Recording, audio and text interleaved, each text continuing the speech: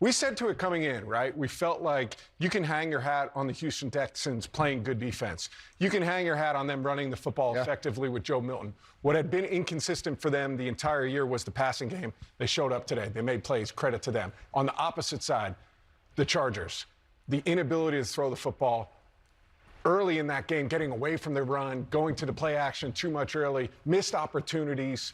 Tough day if you're the Chargers. You know, I go back to that first quarter. It was a 3rd and 1. They could not make the 3rd and 1. They sat there and settled for a field goal. And I thought 2 field goals early in that game. That defense from Houston, all of us in the back end, was the picks, but they stopped the run today. Yes. It made the L.A. Chargers one-dimensional. When you can do that as a football team defensively, that just makes it so much easier on your side. And there's going to continue to be question marks about Justin Herbert. We saw the last playoff game where they lose to the Jaguars, where they're up big, and we see him today not able to perform. The turnovers, his receivers didn't help him at all. Some drops at one, a pick 6. So he has to figure out a way to get over the hump and win a playoff game. To hear a Super Bowl winner say you learned about how he preached the running game, he's done that for 18 years. Okay. Let's talk about this game. This will be the very quick, abbreviated rundown because I'm recording this literally like right before. And I think actually the Ravens game is going on, and so I just wanted to kind of get these out as quickly as possible, and we'll do a deeper dive on throughout the week. But yeah, man, about this game because, like I said, going into this season and throughout this season, it was never about this season.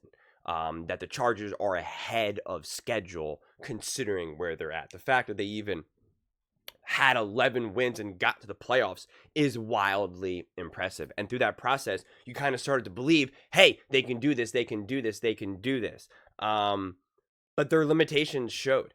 I do not think that this was about, the questions continue about Justin Herbert. I mean, I think that continues to be a completely false narrative. Does Justin Herbert need to play better? For sure. But as they even talked about, first off, they had nothing out of the run game. The Chargers were forced to absolutely be one-dimensional. They rushed for 50 yards. And they had 2 runs that were 8 yards. That was their longest run of the day. 2 runs with 8 yards. And then the other, for 8 carries for Dobbins, it was 18 yards on 8 carries, and 6 carries for 14 yards. I mean, like, there was a 0 run game. They had 4 rushing first downs. 4 rushing first downs.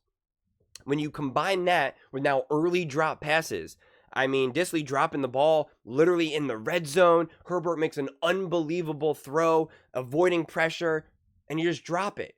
That's the difference now between putting up a touchdown and not. I mean, that changes the flow of everything entirely. And then you have, I counted, and that's why I can't wait to see what the final box score comes out. But I mean, like, the amount of drops that I just counted alone were 5. I mean, it's just kind of crazy, the inability to catch the ball. Disley obviously dropping the ball and tipping it up, and then leading to another interception. And then it just compounds everything for that offense because you're dropping the ball. You can't run the ball. Justin Herbert is being just harassed the entire game. I think he had 4 sacks going into the 4th quarter, and I can't wait to see what the box score shows in terms of how many times he was pressured that game. I mean, he was hit and banged up that entire game, so he wasn't protected. You can't run the ball. You can't catch the ball. How are you expecting to win this game? I mean, the fact that the Texans had 3 turnovers, and yet the score was 32-12. Oh man, that's a tough one. That's a tough pill to swallow. But the offense is clearly just not there. Again, the run game is non-existent. You can't protect your quarterback, and your receivers can't catch the ball. That just makes everything worse. Now that makes Justin Herbert have to do more than he would like to do. Then that also enhances any of the mistakes that Justin Herbert made, which he absolutely did, get even more enhanced now because nothing's being bounced out with any of the other great plays that he made because they're not actually turning into great plays because they're dropping the ball or hitting his arm before he can actually step into the throw. I mean, it was just a mess. Offensively, this game was 1,000% just a mess. And we always knew, because like I said, going into this season, I didn't have high hopes for what this offense could be. Because I even said, listen, they're a draft and a free agency away from really being able to make the moves that they want to be able to make here. And yet they were still able to find a way to get these wins, to get, to obviously find themselves in the playoffs. And it was awesome. But I think then it started to make you think, hey, this team is better than they are. And it's actually pretty interesting because Nick Wright, who I'm sure Chargers fans absolutely adore, he talked about the Broncos and said, this is a good story, not a good team with Bo Nix and Sean Payton. And I actually think that's probably the reality for the Chargers, is that this was a good story, not necessarily a good team, because all the weaknesses throughout this season came out to bite them. The lack of run, inability to catch the ball. I mean, like, that alone right there is boom. And again, even are some of Herbert's yards in terms of like his extra yards are misleading, because then it was at the end of the game, soft coverage. But then the opposite is true as well, where it was like, well, he would have even more, he would have more touchdowns and more yards if they actually could catch the ball. So it's like, the box score is kind of wrecked. 14 for 32, 242 yards, 7.6 yards per attempt, 1 touchdown, 4 interceptions. Because even that last interception is just like, I'm letting it rip. I got to just throw the ball down the field. And then the other interception, obviously, the tip ball was obviously not on him. And, again, it's just the Texans rushed for 170 yards. 170 yards. Chargers rushed for 50. They were 3 for 11 on third down, 0 for 1 on fourth. Yeah, man, it was just a mess. And if you're a Chargers fan too, like, it's frustrating because, I'm taking notes in real time watching this game, and I'm like, the Texans look out of it. They look dejected. I wrote for the notes for the Texans game, the Texans looked like they were given up by the third commercial break. It was CJ Stroud and D'Amico were just like, they were done. They were disconnected. They were like, nothing that they wanted to do were working. And again, they had really, you have, fair catch interference. You have terrible fumbles, interceptions. I mean, like they were falling apart. This game was being given to the Chargers.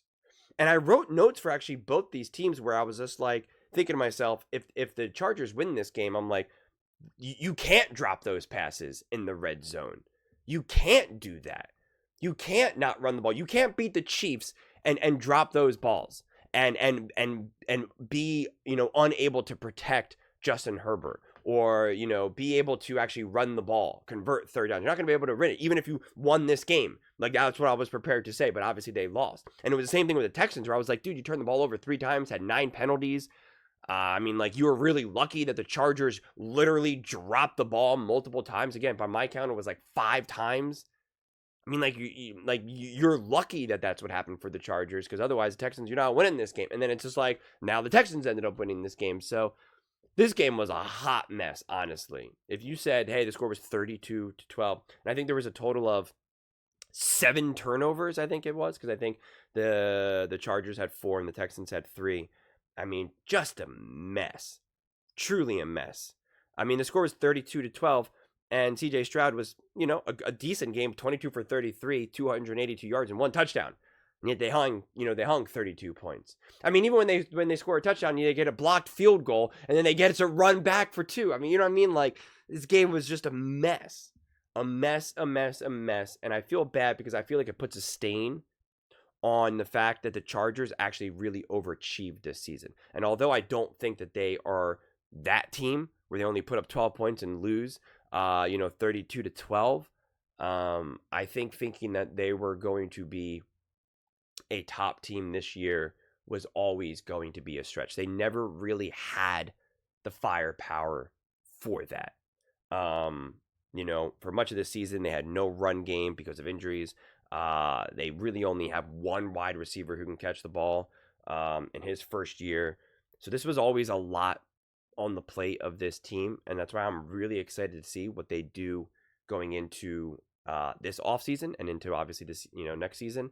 And I feel bad because I think a loss like this unfortunately gives the perception of like, oh man, this was a mess, we're not good, what does the future look like? And I do think the future is very, very, very bright for Justin Herbert, Harbaugh, and the Chargers. And I just don't want this game to kind of ruin that optimism that the Chargers should have and what I believe they should have. So, but like I said, we'll unpack this game more in the days that follow, but I just wanted to get a quick reaction out of here. It's always tough because, like I just said in my Texans video, you know, I really like to digest the game, look over the notes, think about it more, watch a couple more extra replays, watch other people, you know, have conversations about the game and digest what they're saying, whether I agree or disagree, have, you know, conversations in the comments section. And so it's always tough when you give a reaction like immediately after the game, because like I'm still processing how I feel and what this all looked like. But it was a mess, no doubt. And, you know, I'm excited to see when we actually get access to like the advanced analytics of the amount of pressures, drops, you know, et cetera, because I think that'll also tell more of the story as well. But yeah, man, Chargers fans, I feel for you. Not the way how you wanted to go out, but I still think that this year was a massive step in the right direction. And I really think that the Chargers were punching above their weight and were really playing with house money, even if it didn't feel like it. And so that's why I think it's exciting to see what the Chargers do next season. But those are just my thoughts. I'd absolutely love to hear yours. What do you guys all think about the Chargers? How do you feel about this loss? You know, where do you think the blame lies? What do you think needs to change moving forward? How do you feel about just this season overall now that you're processing and probably mourning the end of it? Let me know in the comments below. Please stay safe out there. Sorry to hear about all the troubles. I lived in Southern California for years, so I'm, you know, as familiar as one can get, being distanced from actually experiencing it. So for anyone that's truly, you know, struggling or you know, has friends or family that are struggling, or, you know, just more connected to that struggle, you know, definitely in my thoughts. Hope you the best, and hopefully at the very least videos like this, football, etc., can be, you know, a helpful distraction at the very least. Thank you so much. See you next time.